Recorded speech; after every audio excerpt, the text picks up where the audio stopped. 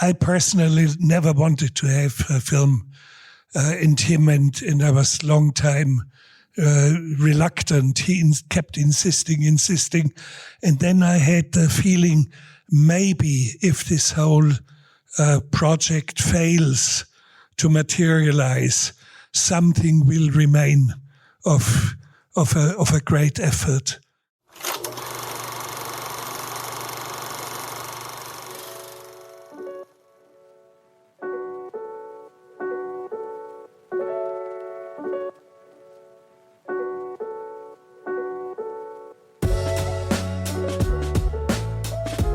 Hello, and welcome back to The Director's Cut, brought to you by the Directors Guild of America.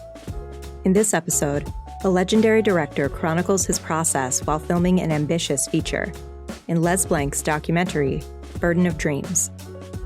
Screened as part of the DGA's documentary series, the film follows director Werner Herzog during the filming of Fitzcarraldo, the story of one man's attempt to build an opera house deep in the Amazonian jungle.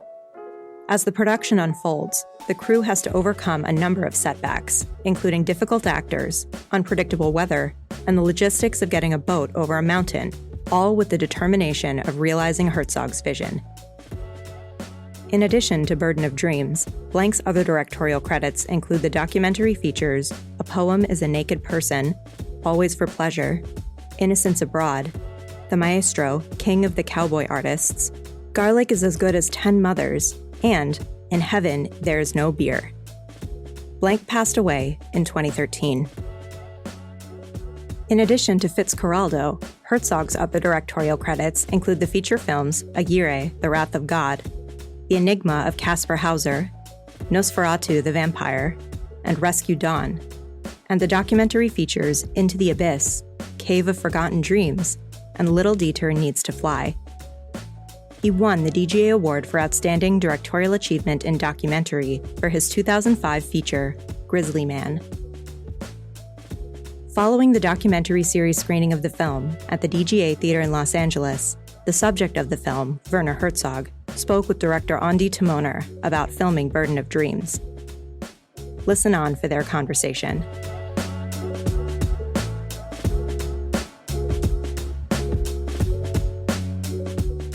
It's my pleasure to welcome Werner Herzog to the stage.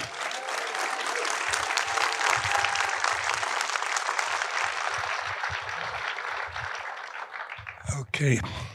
This is the first time I've ever carried paper to the stage, ever, because there's so many quotes. Can you speak up a little? You are so loquacious and incredible with your words that I needed to bring paper for the first time ever to a Q&A, because I don't want to get it wrong. Yeah, if we leave it away, it would be better, but we'll see. We'll see if I have to pull it out. But before we start, what struck me to see Claudia Cardinale. She has a much bigger role than what was shot in the jungle. And she passed away, I think, yesterday or 2 days ago. And she had a presence on the set, despite of all the turmoil and all the difficulties, that would enlighten a set immediately. She steps in front of the crew and the other actors, and everybody is like full of light. And such a great comrade, and such a work, the ethos of work was enormous in her. So in a way, I only understand it acoustically that she passed away, but I have not really understood it. I only find consolation by telling myself she is somebody who doesn't die. She lives on the screen, and she for many generations to come. So there may be a little bit consolation in that, but otherwise I'm stunned, and I feel completely numb about her passing away. I'm sure, you know, she lives on. She lives on here in this room. As you speak of her, I can imagine her energy. In a way, actually. she does. Yeah. In a way, she does. Les Blanc also passed. I actually had the honor of doing his final interview on this earth. And here it is. We're doing a Q&A about you as a subject of a film made by Les Blanc. What was it like to be in I'm not just a subject of the film, because Les departs, and all of a sudden ants crossing on the ground are the leading characters. True. Or women who chew masato and spit it in a trough and let it ferment. They are the leading true characters. stars. Absolutely. And all of a sudden a ship that won't budge is a leading character. So it's quite healthy that the film departs from a person who is in a way behind this. I agree. And I think Les does that with all his films. He really does. I don't know if you ever saw Poem as a Naked Person about Leon Russell, but it's a fantastic film, again, where you see ants and suddenly it cuts to some metaphors of nature, which is something that you use so much in your own work.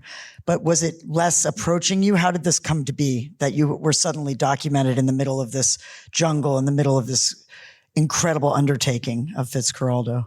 Well, I personally never wanted to have a film in him, and I was long time reluctant. He kept insisting.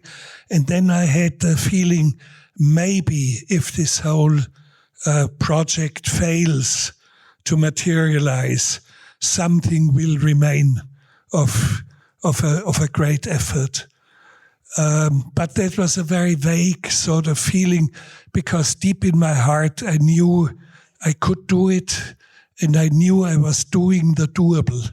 People always believe, I'm a wild dreamer and so, but I'm very down to earth, and you see it.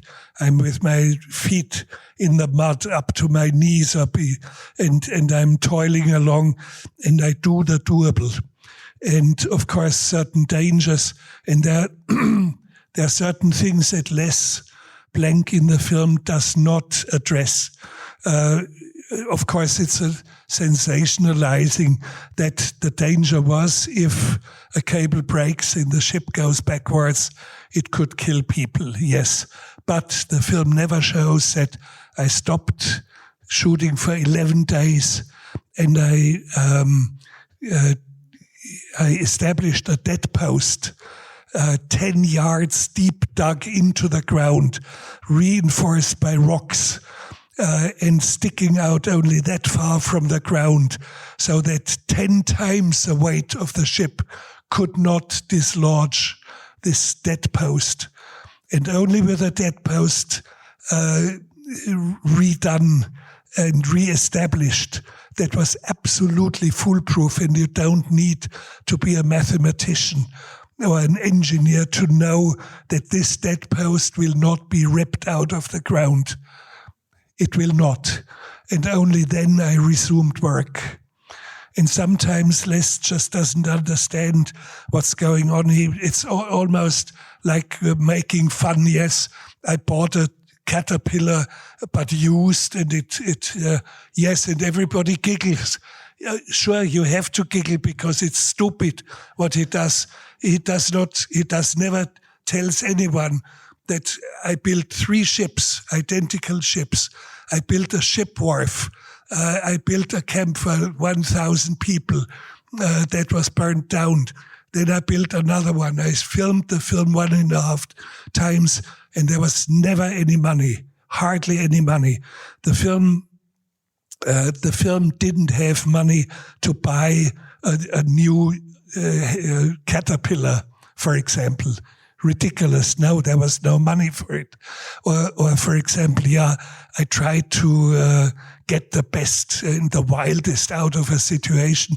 I could have shot it near the city of Iquitos. No, I could not have shot it. And Les was in the city of Iquitos. And for 2,500 miles, it's all flat, completely flat, all the way to the Atlantic Ocean. Nobody can move a ship over a mountain there. So it's, and the worst of all is, I'm saying at one point, people lost their lives. And he does not actually explain what happened. Shortly after that, I said, let's record this, film this, because I explained we treated with our medical outpost 1,400 cases. And an old woman died from anemia in our camp. That was one fatality. We had a second fatality, which was a catastrophic fatality. Some young people, 2 young men, took one of these many canoes that we had accumulated. Many of them couldn't swim because they came from the mountainous or from the foothill of the mountains. And they liked these canoes. And finally, I moved all the canoes high up on dry land, chained them together, and categorically forbade nobody is using these canoes unless we are filming and unless I make a choice who is in these canoes, who can row them and who can swim. So 2 young men somehow managed to rip one out, steal it, and they paddled out in the river. It capsized. They capsized very easily, and one of them drowned. And that's really the hardest. And this wasn't in the film. Yeah, the details. And Les doesn't put it in the film. And until today, you just go in the internet. Until today, 45 years later, there are still accusations. I pushed people into their death for the sake of a fucking film. Yeah. Well, the record is straight for everyone here. No, it's only the end of my complaint. Sorry. From now on, no, I think Les made an extraordinary film with great depth, with great insight, with great beauty, unprecedented. And I'm very glad that there's a restoration now. It's very beautiful. Yes, indeed. And in it, you say that you should probably go to a lunatic asylum and never make films again. And here we are, 60 films later or something, maybe more, 63 films or so. Some 45 films at least since then, because I made a film pretty much each year, sometimes 2 films. Wow. So it's... So how do you regard and what happens here? In a way, the film is related to a documentary that I made, which is called The Great Ecstasy of the Sculpture Steiner. And it's about a young Swiss world champion of ski flying, who is actually also a sculptor, an artist. And he's so superior. He flies like a frisbee. He sails like a bird of prey. And he outflies the entire competition. And if you are flying too far and if you land in flat terrain, it would crush you to death instantly. And he was in a big international event in former Yugoslavia where I filmed the film. He was 5 times outflying the critical marks in the snow and flew right close into his death. And he crashed in the first one. He crashed so hard that he lost his memory for an hour, didn't know where he was, what was going on. When he realized what has happened, I said to him, "Are you going to do this ever again?" He said, "Yes, I have to do it instantly, right away. If I do not do it, I will never be able to do it again." So that's you. It's defiance of gravity. And moving a ship like this is defiance of gravity. And you have to have the nerve to outlast all the catastrophes, shooting the film 1.5 times and no money therefore continuing and surviving all the setbacks. So you have to have the nerve to go through it, and you have to know it is doable. And there's a certain duty, because it's a great metaphor that's deeply inside of us, like the white whale, Moby Dick. There's something and I have to articulate it. And what happened at the end of shooting, sorry to mention that, a camera assistant who had packed all the negatives all the cans of negatives, and we shipped it by plane to Germany for editing. He said, Werner, what is going to happen if the plane crashes over the Atlantic? What are you going to do? And I said, tomorrow you stay on, and tomorrow we start to shoot all over again. So there's no choice, and you have to do it right away.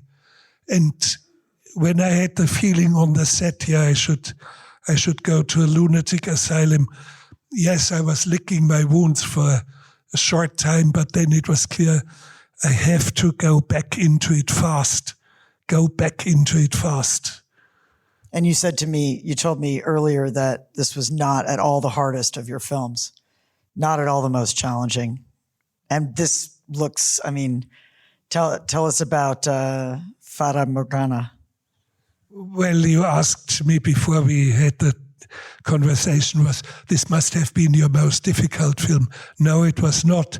There was a much harder one, or quite many of the films. And in most cases, because there was never any money to make it.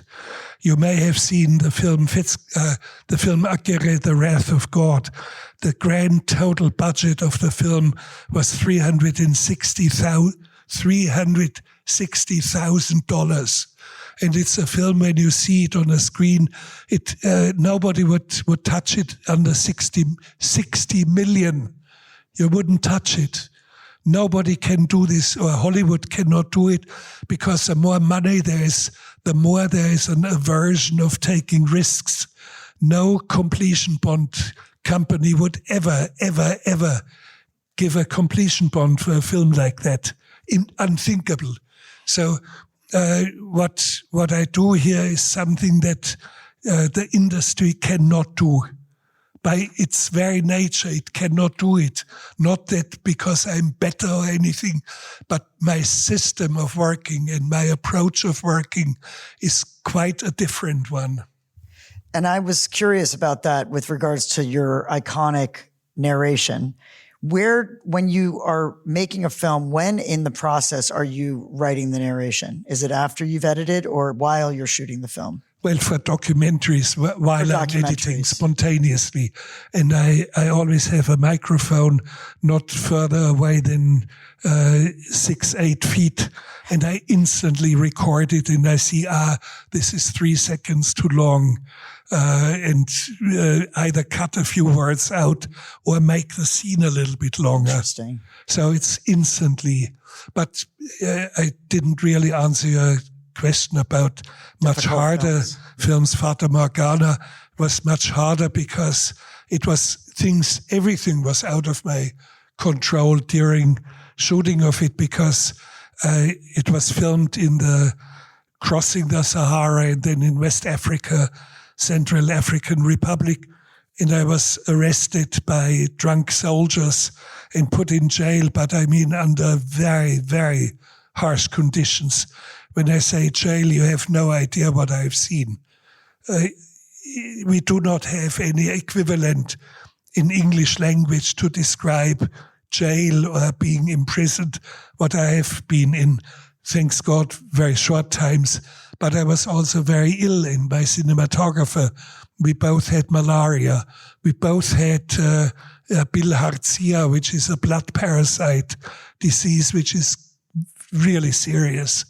And so we couldn't be transported anymore. So it was some time where the film was completely outside of my hands, where no matter what I tried, I could not move on. I could not continue. And I had to finish it anyway.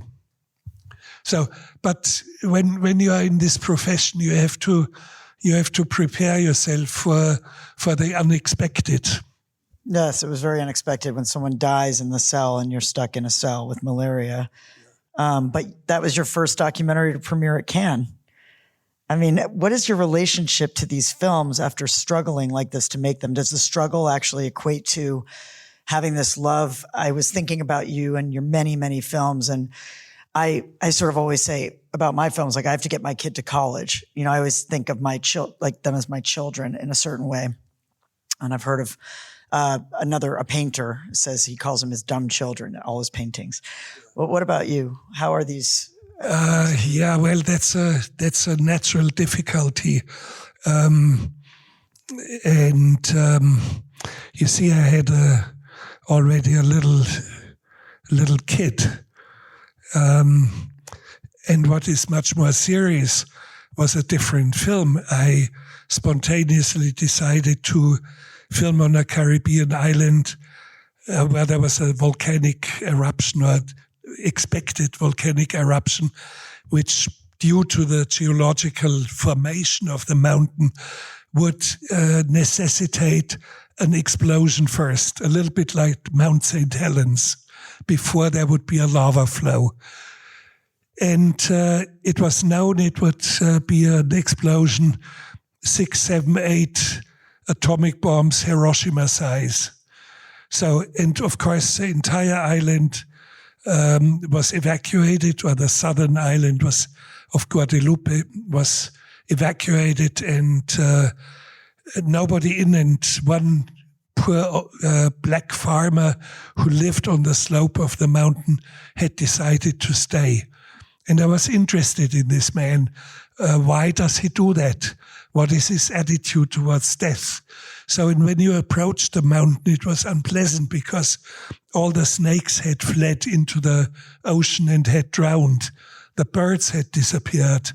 There was a seismic crisis of 1,400 shock waves, but up to 4.5 on the Richter scale. It would really jolt you. So now the question is, do you continue or not?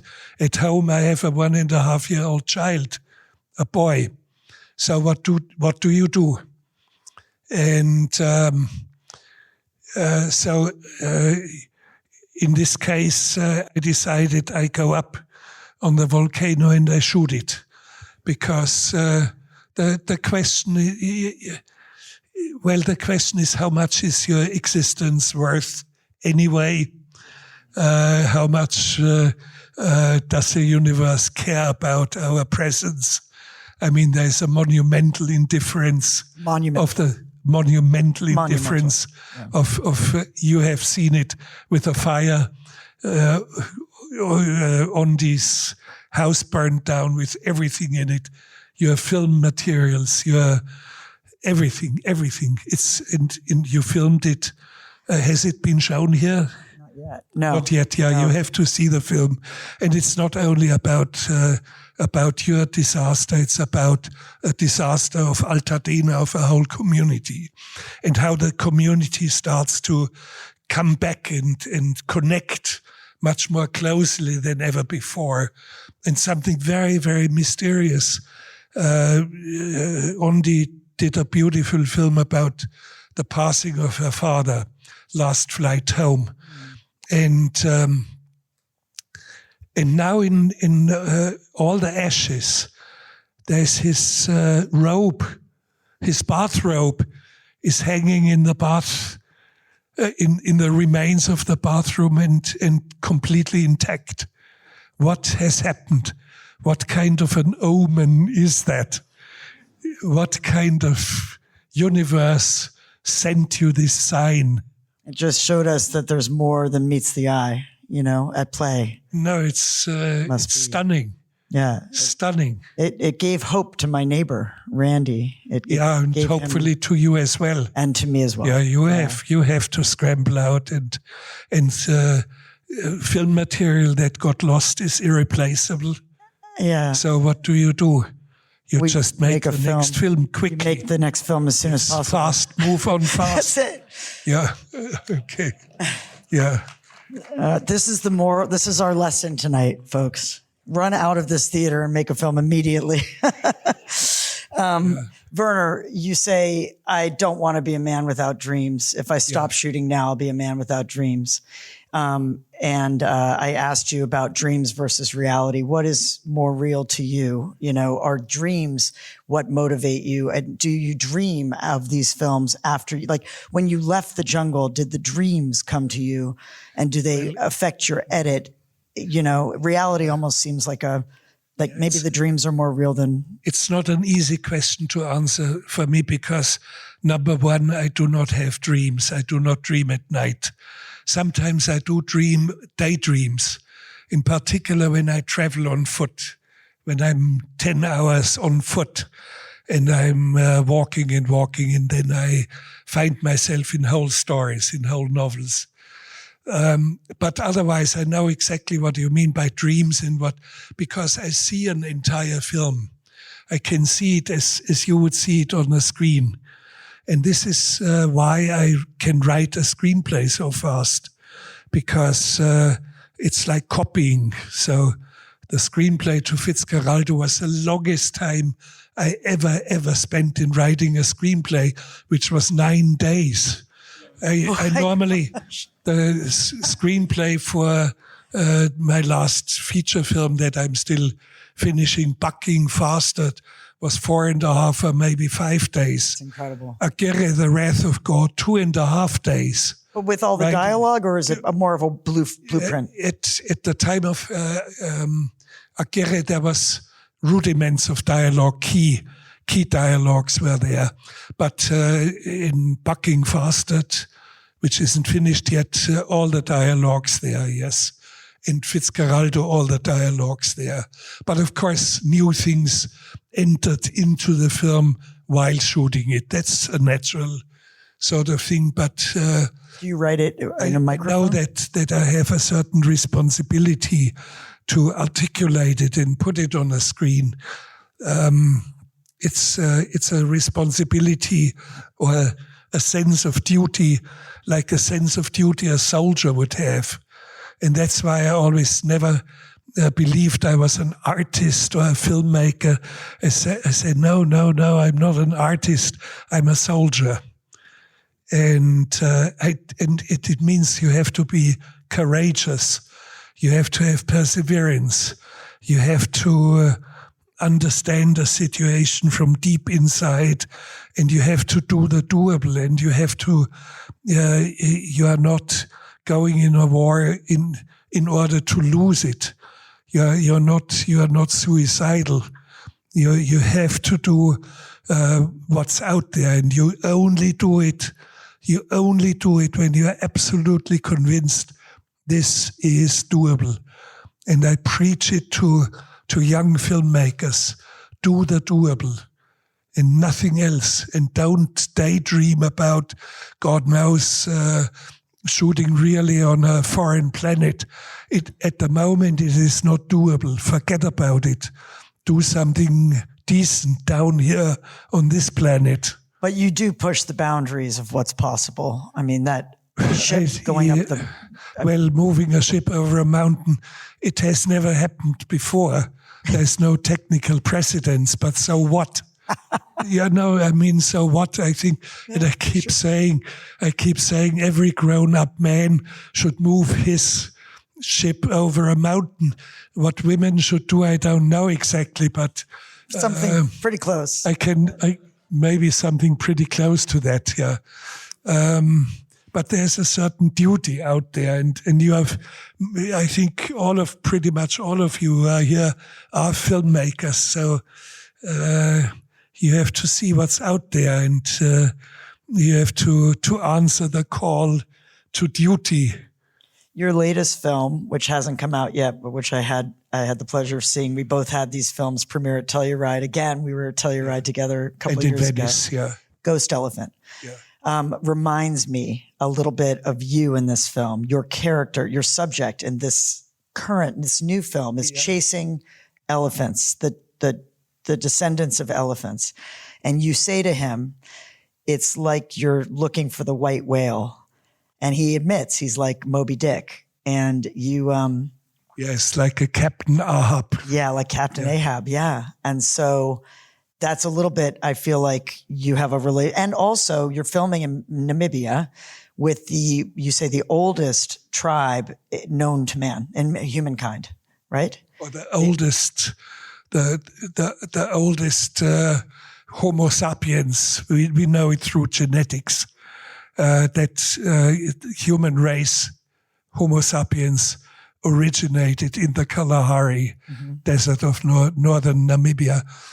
But let's speak about the leading character. Yes, I feel some kinship because he's in pursuit of something for 10 years, in vain trying to locate a herd of elephants, mysterious, in an area in Angola that's too high for elephants. It's wooded and too high, and yet there are unmistakable signs. There must be these mysterious and probably very, very tall, gigantic elephants. And there's no village, no towns, no airfields, no roads, no bridges. And here you have to search in an area that is as large as England, as the entire country of England. And the question, and the film is pervaded by the question, is it better to keep the dream a dream? And meeting the white whale in reality may be either disastrous or sobering or disillusioning. And are we not made as human beings to keep our dreams intact to a certain degree? At the end of the film, actually, Steve Boyce, the leading character, the leader of the expedition, runs into one of the ghost elephants, manages, because our camera is not with this group of trackers, and he has a cell phone and shoots 30 seconds of an elephant for 30 seconds. So there's proof. But is it all of a sudden it's like a forensic evidence, or like the accountant's truth? Do we need the accountant's truth? Is it worth it? Was it worth it?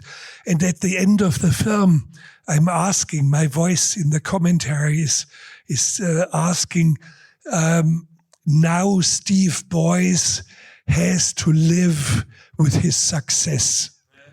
So normally you say you have to live with your defeat. Now he has to live with his success. And this sense of quest of something almost unattainable, unreachable, something that is almost like a mirage out there, is something that pervades Les Blanc's film. And in a way it pervades my own film, Fitzcarraldo. And it pervades a few other films like The Great Ecstasy of the Sculptor Steiner, or like Wings of Hope. Wings of Hope, a 17-year-old girl crashing or coming out of the sky. A plane disintegrates at an altitude of 3.5 miles and disintegrates in such a way that there's not an impact of the crash in the jungle, but the plane comes raining down in little fragments over 15 kilometers square. And she survives. It was a miracle that she landed alive, and there are explanations why she survived this. By the way, some other people also must have survived.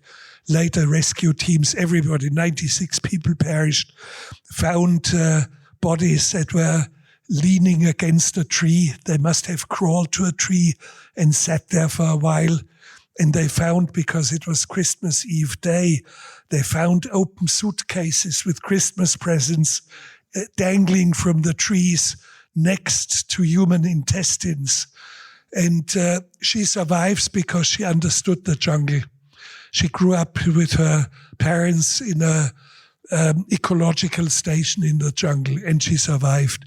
And you survived by missing that plane. Well, I was booked on the same flight, and there was a long chain of coincidences why I was not on the flight. Too complicated to explain here.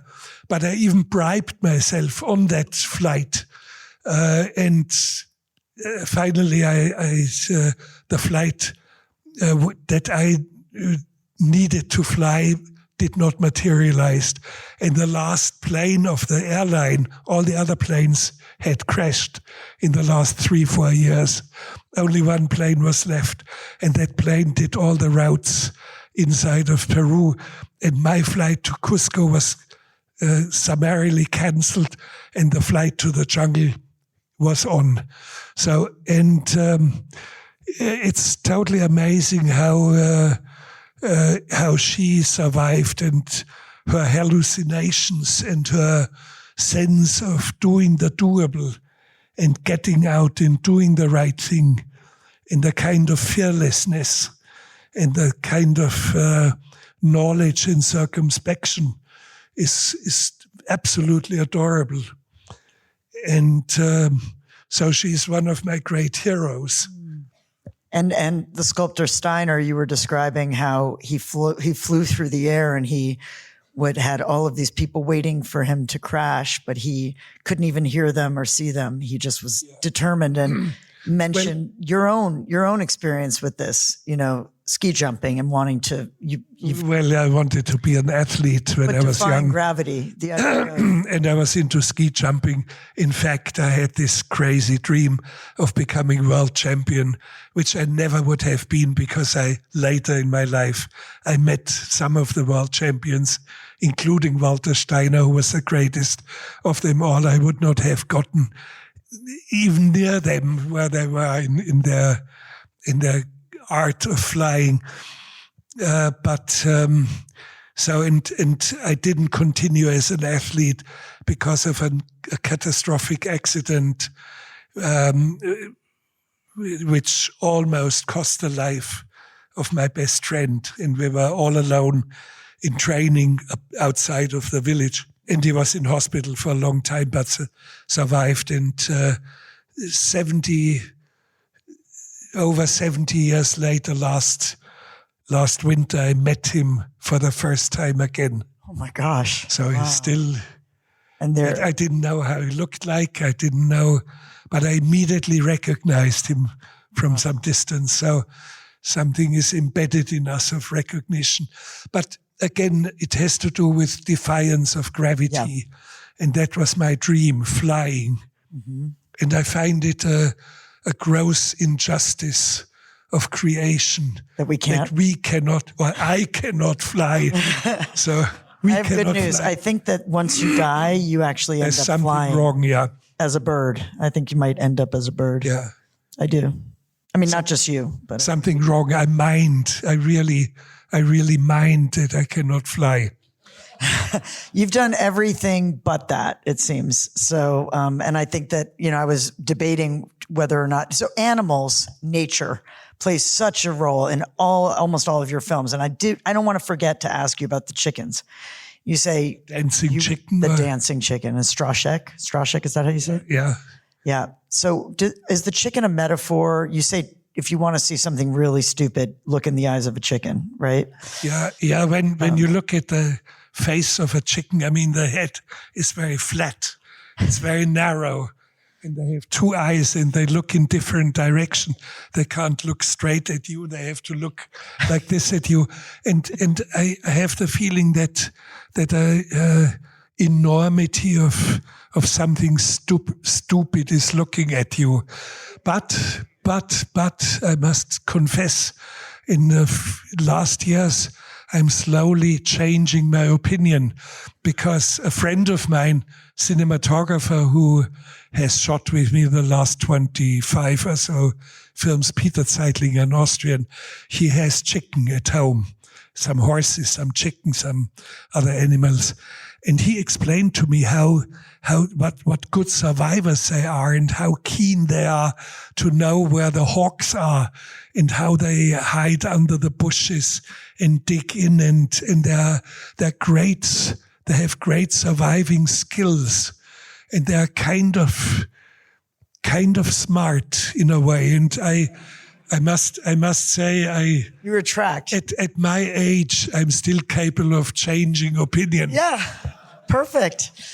I was just wondering if it was a metaphor for Hollywood or humanity. No, for God's sake, don't well, Barbie, bring Hollywood into it. Barbie? No, Hollywood has given us phenomenal phenomenally beautiful films. Absolutely. Something that only Hollywood can do. Fred Astaire dancing with his own shadow.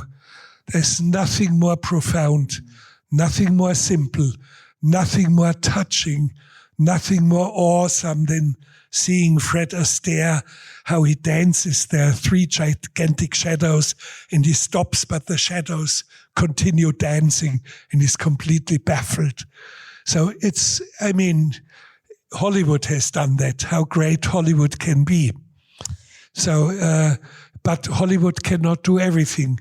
The films like Fitzcarraldo, Hollywood cannot do for obvious reasons, because the system, the inherent system of the industry cannot allow a film like that. It's limiting in that way, yeah absolutely. Or Aguirre or many other films I have made. It's unthinkable. And even those who are outside of this system normally do not dare to do these films. I have not seen anyone who has done something like Fitzcarraldo, or it doesn't have to move a ship over a mountain, but something truly unique and courageous. You have not? Even in the 20 years, 30 years since? Yes, but I have seen wonderful films from the industry and from outside the industry. So it's not that I'm losing patience or that I'm losing faith. There's wonderful stuff out there, and sometimes I lose faith, and I think, oh my God, nothing is going to happen, and I will die, and what is coming after me? Do I have to be in the next generation, in the next, because they're all sitting in the trenches and they're shivering in fear. So do I have to be at my age, the next generation as well? To a certain degree, yes. Wait until I show you Bucking Bastard. That's something. Really? Wait for that one. Oh my gosh, I'm excited. So, did you know we shared office space when you were making Grizzly Man? Do you know? But of course, I wish there were more, and of course there are incredible films that have come out. For example, The Act of Killing by Joshua. I was just going to bring that up when you said no one is taking risks like that. I immediately thought of The Act of Killing. Yes. That was very dangerous and edgy of him to do. Yeah, but it's a courage into stepping into something that is unshowable, something stepping outside of a borderline where nobody has dared to step outside, and Joshua Oppenheimer does it. He did that, yeah. and Matthew Heineman with Cartel Land. I mean, he infiltrated. Crystal meth labs in. Yes, there are Ondi. There are real ones coming all the time, and I keep getting surprised every few months. We'll try to keep your hope alive. No, it doesn't matter whether I'm alive and make films and continue. That doesn't matter. What matters is where are these others coming out. So can you just? They do. So I have no worry to look into the future. We're not saying goodbye to you though anytime soon. What are you? 82 now? 81?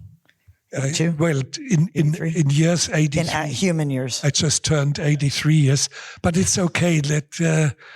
Sharp as a tack, I have to say. No, and I'm really working. I made this calendar year two films. One is not finished, but it will be finished. 2 films and 2 books. I wrote 2 books. When you're writing the films, are you speaking them into a microphone? No. You're writing them down. I write it. Longhand? I write it. No, when I do a screenplay, I write it in my laptop. But I hardly ever correct a single word. It's just as it is, and that's the screenplay. There's never rewrites or modifications come when I'm filming. Yeah. Can we just recall what you said about Barbie? I just really thought it was funny. What is heaven and what is hell? What happens in your view? Barbie, yes.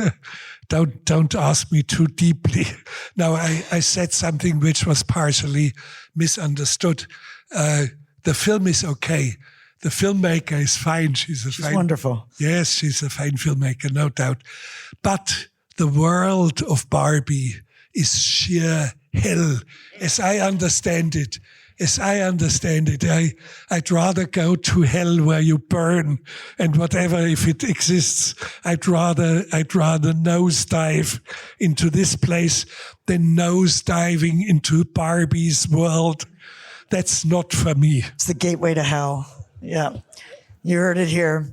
That's true. But again, it is a film industry, and there's a certain reason for it, because it is a collective dream. It is a collective dreams of many young girls. There's no doubt, and you have to take it seriously. They are existing and they have their dreams, but I do not want to be part of this dream. They're asking us to wrap. I want to end with an observation that if you had played Fitzcarraldo, it would be something like this, because in this way, in Les's film, you are Fitzcarraldo. You know, this is you taking the boat over the mountain. You are your character, and you have to go through the impossible task of being a visionary against all odds, you know, and continuing in that way. So I wish there was a third version with you. Well, I'm glad that I didn't have to do it. And I'm glad that someone so much better than me actually shouldered it, and I carried him through the entire film. Okay, thank you very much. Thank you all so much. Thank you, Werner. Thank you. Thanks for listening to another DGA Q&A. The Director's Cut is available wherever you listen to podcasts. And please share, subscribe, rate, and review. We'd love to hear your feedback, and you can help fellow film buffs find the show. Thanks again for listening, and we'll see you next time. This podcast is produced by the Directors Guild of America.